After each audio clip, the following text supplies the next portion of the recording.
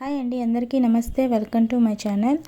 ఈరోజు అయితే నేను చికెన్ పచ్చడి నార్మల్గా చేసుకోవడం కన్నా ఇలా తొక్కు పచ్చడి చేసి పెట్టుకుంటే వేడివేడి అన్నంలోకి చాలా టేస్టీగా ఉంటుంది.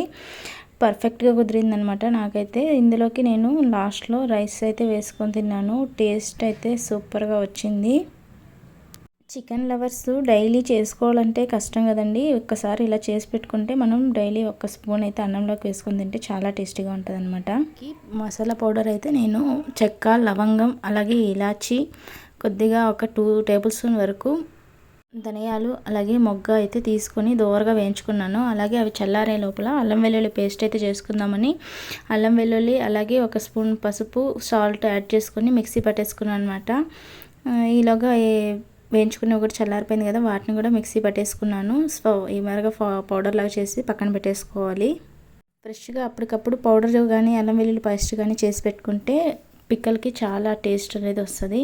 ఇప్పుడైతే నేను 1 కేజీ చికెన్ అయితే తీసుకొని నీట్గా క్లీన్ చేసేసాను. అందులోకి పసుపు, అలాగే సాల్ట్, కొద్దిగా ఆయిల్ అయితే వేసుకొని బాగా మ్యాగ్నేట్ చేసి పక్కన పెట్టుకున్నాను అనమాట. అది కడాయిలో అలాగే స్టవ్ మీద పెట్టేసి అందులో నుంచి వచ్చే వాటర్ అంతా ఇంకిపోయేలాగా దూరగా అయితే వేయించుకోవాలన్నమాట. వాటర్ అంతా ఫుల్గా డ్రై అయిపోవాలి, ఒక చుక్క కూడా నీళ్ళు ఉండకూడదు, లేకపోతే పిక్కల్ అనేది కొంచెం చెడిపోతుందండి.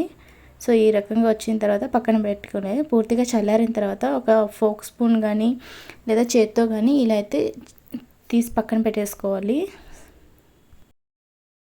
ఇప్పుడైతే నేను ఆయిల్ అయితే తీసుకున్నాను. ఇది శనగ నూనె అండి. సో మామూలు ఆయిల్ కన్నా శనగ నూనె తీసుకుంటే కొంచెం ఎక్కువ రోజులు అనేది నిల్వ ఉంటుంది.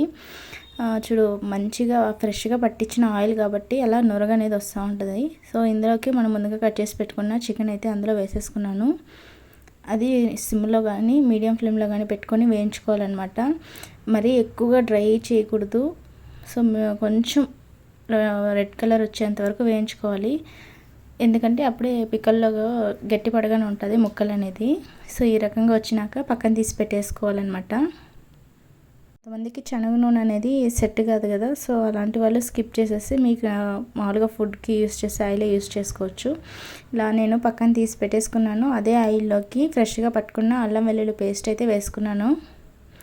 అల్లం వెల్లుల్లి పేస్ట్ కూడా పచ్చివాసన వెళ్ళేంత వరకు వేయించుకోవాలన్నమాట. అది కూడా కొంచెం రెడ్డిష్ కలర్ వచ్చేంత వరకు వేయించుకోవాలి. చూసారా, ఈ రకంగా రావాలన్నమాట. మీలో ఎంతమందికి చికెన్ పిక్కలు ఇష్టమో కామెంట్ చేయండి. ఇంకా ముందుగా వేయించి పెట్టుకున్న చికెన్ కూడా అందులో వేసేసుకున్నానండి. సో స్టవ్ ఆఫ్ చేసేసాను. అందులోకి పసుపు, అలాగే మనం ముందుగా మిక్సీ పట్టుకున్నాం కదా, అదే ఒక 2 టేబుల్ స్పూన్ అయితే వేసుకున్నాను పౌడర్ అనేది. ఇంక మన కారం తగినట్టు అయితే చిల్లీ పౌడర్ అయితే యాడ్ చేసుకున్నాను. అలాగే సాల్ట్ అయితే యాడ్ చేసుకోవాలి. మనం ముందుగా ముక్కల్లోకి వేసుకున్నాం కదా, చూసి అయితే యాడ్ చేసుకోవాలన్నమాట. పూర్తిగా గరిటె పెట్టుకొని పూర్తిగా మిక్స్ చేసుకోవాలి. సో మసాలాలన్నీ బాగా పట్టేలాగా మిక్స్ చేసేసి పక్కన పెట్టేయాలి. ఇది పూర్తిగా చల్లారాలండి.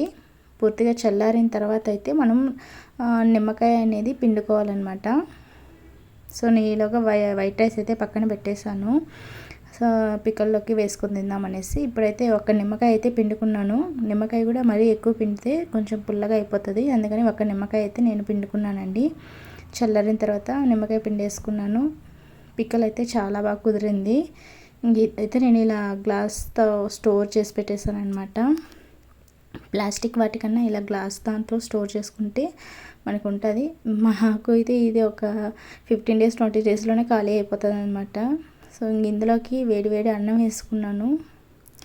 చాలా బాగా కుదిరిందండి. టేస్ట్ అయితే సూపర్గా ఉంది. మీలో ఎంతమంది చికెన్ లవర్స్ ఉన్నారో కామెంట్ చేసి లైక్ చేయండి.